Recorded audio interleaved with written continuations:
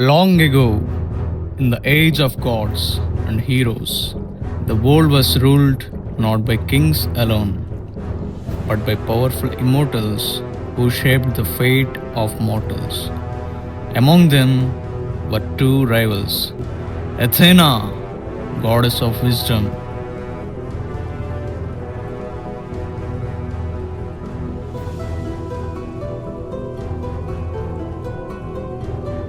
and Poseidon, lord of the sea.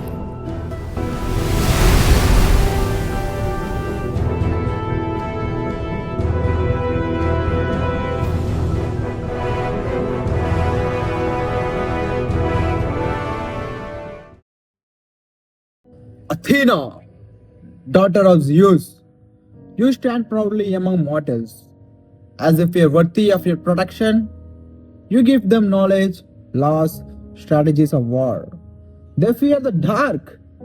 They tremble before storms. Look at them. You proud of these mortals you protect, yet they remain weak. Weak? No. I gave them order, justice, and reason. I gave them wisdom. Through wisdom, they raise cities from dust and oppression. Without wisdom, power becomes chaos. Ah, I'm the power. Power is what truly commands respect. All it takes in one storm, one wave, one moment of my anger. Mortals bow to power, Athena. Fear is not respect, Poseidon. Wisdom builds civilizations. A civilization guided by reason stands stronger than any storm. Then let us see which matters more, your wisdom or my power.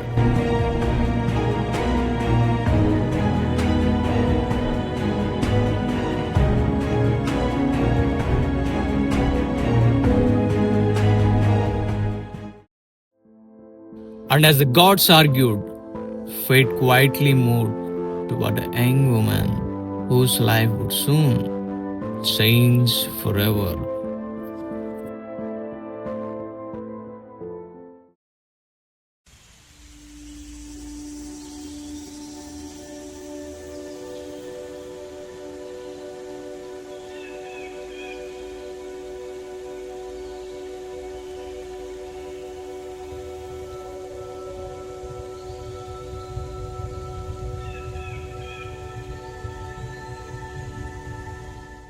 Every morning, you clean my temple, my child. Every prayer you speak is in my honor. My life belongs to you, Mother. Medusa was once known not as a monster, but as a devoted priestess and a woman of remarkable beauty.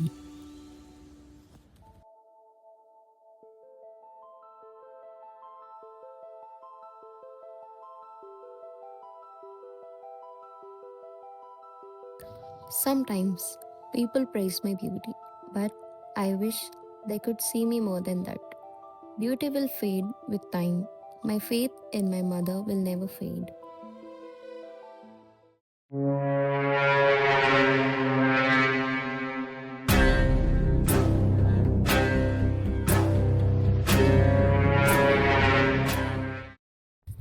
So, you're Medusa.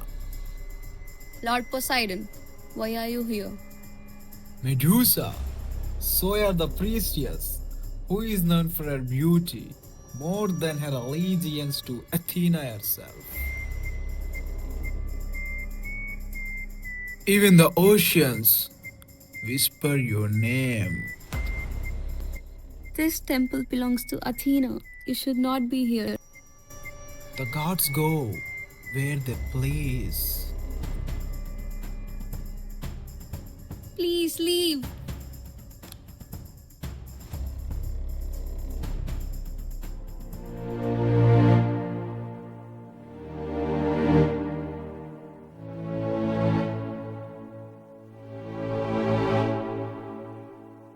But the will of the gods is rarely gentle with mortals.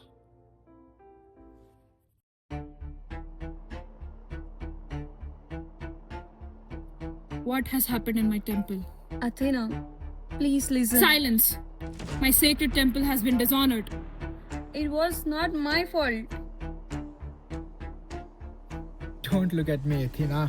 Mortals are fragile things. This insult cannot go unpunished. Punish him then. He is the one who. The gods cannot be punished. But you shall bear the consequence. From this moment forward, your beauty will become terror. Your hair will turn into serpents, and your gaze will turn all who look upon you to stone. No, please. Yeah.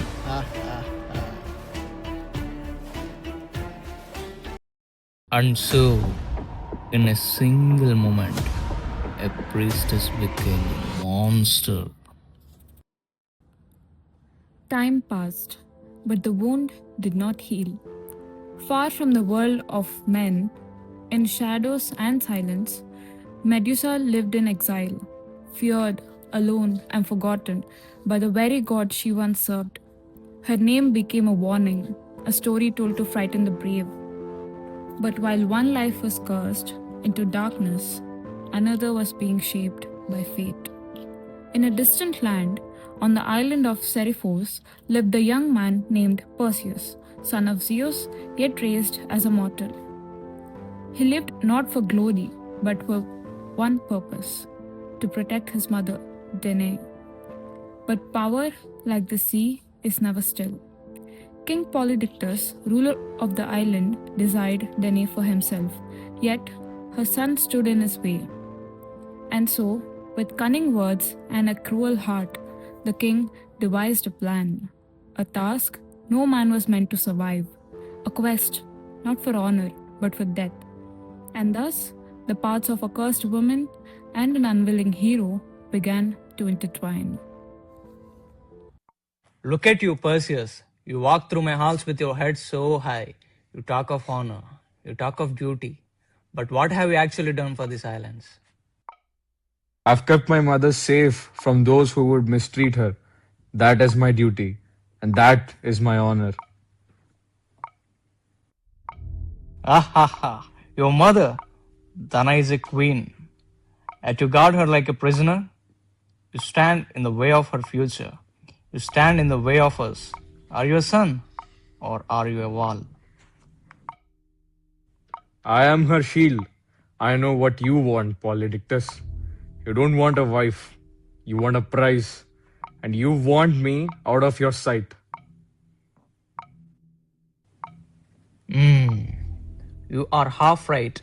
I find you, Tyson. You claim to be the son of Zeus, yet you bring me no gifts. You provide no glory. If you are truly a hero, prove it. Give me a reason to respect you. Tell me what you want. Name the price for my mother's peace. Bring me the head of the Gorgon, the Medusa. Medusa? That is not a quest. That is a death sentence. One look at her face turns the bravest men into cold stone. No one returns from her cave. Ah, there it is. The hero is upright. You have many words, but your blood is water. If you stay here, you are just a boy hiding behind his mother's skirt. I'm not afraid of a monster. I'm afraid of what you will do to her while I'm gone. Then move fast. If you return with the head, I will treat your mother like a goddess. If you stay, I will treat her however I wish. What is your choice, Prince? Keep your hands off her. I will go. I'll bring you the head. But remember this, if I can kill a Gorgon, imagine what I will do to a king. Go then, boy. Die in the dark. The house will be much quieter without you. The path of a hero is never walked alone, though it may feel that way in the dark. Burdened by a task no mortal could survive, Perseus stood at the edge of fear and destiny. For the gods, who once watched in silence, now choose to intervene, not out of kindness, but for reasons of their own. Guided by unseen hands, the young hero would soon receive the tools that could shape his fate and seal another's. Perseus, do not despise child, but your courage alone will not defeat Medusa. One. Hermes? Brother, huh? Listen to me, boy. Take this shield. Look only at her reflection. Else, you will suffer the fate that others have suffered. Rightly, poor sister. Take my weapon, young hero. Strike the Gorgon before she can see you and turn you into another of her collectibles. Why give this to me? Why see me succeed? My gods, why have you decided to aid me in my quest? To answer questions is something you need to do, boy. Patience, and you shall find out. What do you mean, goddess of wisdom? Your destiny, that is the one that you'll free.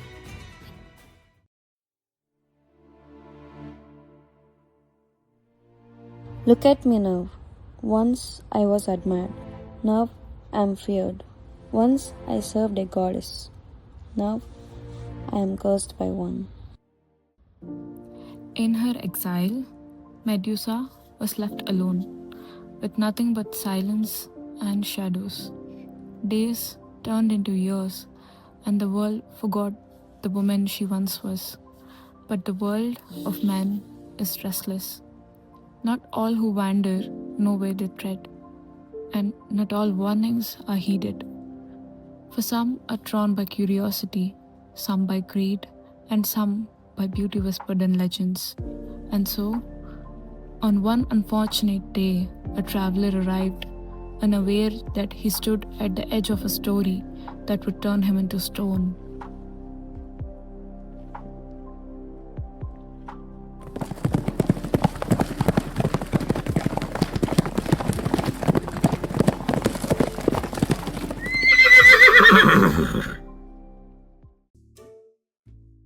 Alright, easy. Stay here and don't move.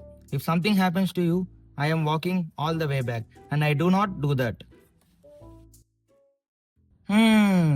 This place is quiet, too quiet. No birds, no people, no sounds. Oh, finally someone. Why he is not moving? Hello, sir. Excuse me. Oh, this is a statue? Not bad at all. Look at the details, the expression, the fear in the eyes. Huh, I made a terrible mistake coming here.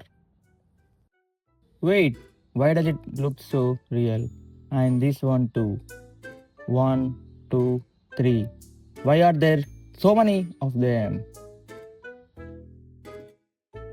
Okay, either this place is very popular or very dangerous.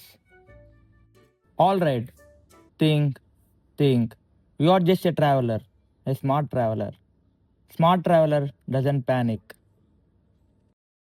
Smart travelers also do not stay in places full of scared statues. Should I go back? Don't rush me. I'm thinking. No. There must be an explanation. Maybe a sculpture. Yes, a brilliant sculpture. Ah, I see it now. The valley of extremely uncomfortable statues. To your left, man who saw something terrifying. To your right, man who regretted everything. Huh. Okay, this is not funny anymore. Hello, is someone there? I'm just passing through. I don't want any trouble. If this is your land, I respect that. I can leave immediately, no problem. Who is that? Who disturbs me? Who said that? Medusa? No. This is bad. This is very bad. Listen, I'm not a hero. I'm not here to fight you. I don't even know how I got here. Wait, please don't. No, not again. I don't want this. The world soon learned to fear the name of Medusa, the Gorgon, whose gaze turned men to stone. They call me monster, but no one asks how I became one. A monster. That is what they call her. But why do gods speak in riddles? If she's only a monster, why do I feel like I'm being sent to judge, not fight? Not all battles are between good and evil. Some are between truth and what we are told to believe. If I must become a hero, what will it cost me? These statues, they were once people. Another hero has come. I came to defeat you. Did they tell you my story? They told me you're a monster. Monsters are rarely born, they are created. Even so, I cannot leave without completing my mission.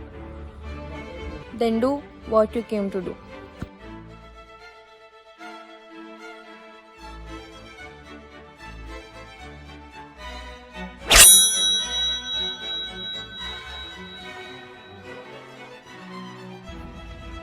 And thus, the hero defeated the monster. I have defeated Medusa, but her words remain in my mind. Her head will serve as a weapon for heroes. History will remember Perseus, the hero. But stories are not always simple. Remember me, not as the monster, but as the woman I once was. And so, the legend of Medusa remains. A story whispered through time, spoken in fear, but rarely in truth. A tale not only of monsters, but of gods and the choices they make. Of a woman once devoted, reduced to something the world could hate. They will remember her as a warning, a creature of terror, a face no one could look upon. But they will forget her prayers, her faith, her voice that once called out for justice. They will celebrate the hero who struck her down and call it a victory. Yet, no one will ask what was truly defeated that day. Was it a monster or the trace of a woman who once already lost everything? Some stories are carved in stone, unchanging, unquestioned. But truth lives in the silence between those stories. And if you listen closely, you may still hear her voice, not as a monster, but as Medusa.